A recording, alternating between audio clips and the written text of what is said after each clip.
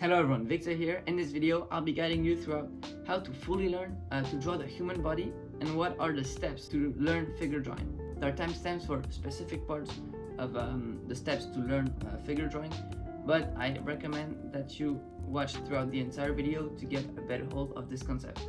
With the amount of information that is quite big, I'm gonna try to make this as short as possible so that it's quicker and simpler for everyone. The first step is to learn to draw the gesture. When drawing the gesture, it's important that you capture the motion, the movement of the body. In this example, you have 3 cubes. This is the outline, but we're looking for the motion. So it would be a line that goes to the 3 cubes. Exaggerate your pose. You've probably heard this before, but it's important, especially in the gesture part, to exaggerate it. Don't make it look stiff. I recommend that you check out Michael Hampton, an expert in this domain. He has a full drawing lesson of gesture on his YouTube channel. So you have to type Michael Hampton. I'll probably put a link in the description later on. I'm not gonna go into too much detail about gesture, but here are some key factors. Use CSI lines, especially the C and the S. The I line, so the straight line, is used quite rarely, especially in the gesture drawings. But yeah, use CSI line. Make sure that your drawing looks symmetrical and not symmetrical. Symmetrical makes your gesture look static and stiff. We don't want that.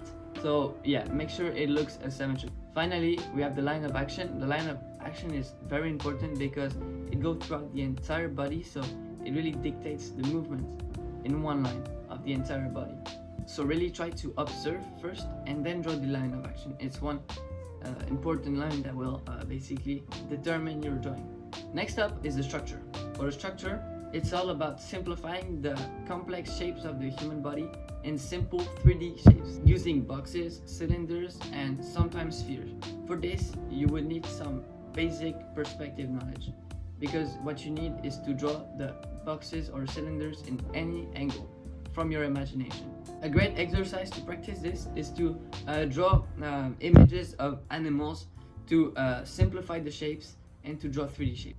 You can add a layer above, trace it, or draw it by hand. It doesn't really matter. But after you're done with the animals, you can try and do it on human. Before drawing it on human though, you will have to draw the center of mass. So it will be a combination of the hip and the rib cage. So it's called the rubble bean. So it's important to draw the rubble bean first because it's the center of all mass and movement. So it's very important. It's probably the most important part of the body. And if you can draw the rubble bean, it will be much easier to draw the rest of the body. So yeah, practice drawing the rubble bean from a lot of references. Here there's a lot of tutorial on YouTube to draw the rubble bean. So yeah, so go ahead and learn about the rubble bean. And finally, there is the structure of the body. So what are the 3D shapes in the human body? I've done a video on that, so you can check that out as well. Again, on YouTube, there's a lot of content about this.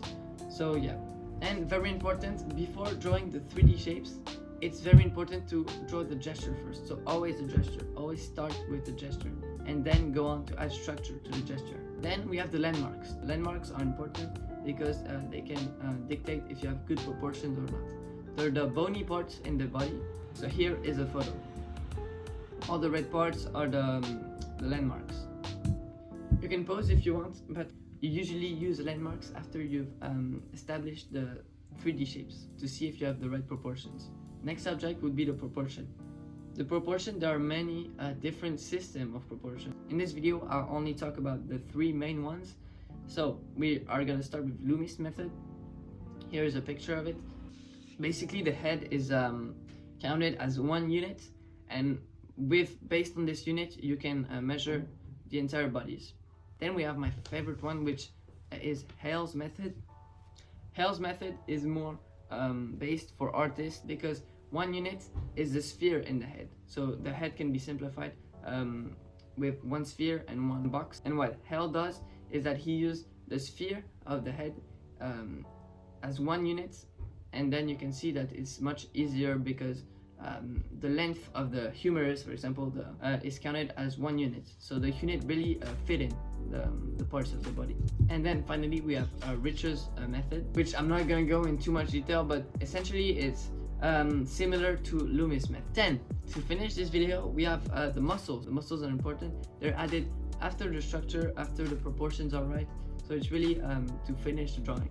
It's important to mention that muscles change from different genetics and also from different body types. So one can be skinny, overweight. So yeah, muscle can changes, and in some body types you can see less muscles. What I would suggest is to learn all the muscles, so the names and especially the shapes of the muscles. I have a great video on that, so yeah, link in the description. You can also check on other content. I'm sure there's also a lot of content elsewhere on YouTube or on the internet. But yeah, anyways, this is it for this video.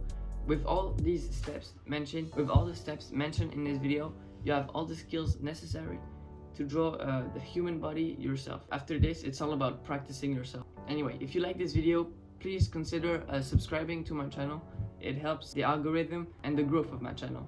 Anyway, thank you for watching. I'll see you in another video.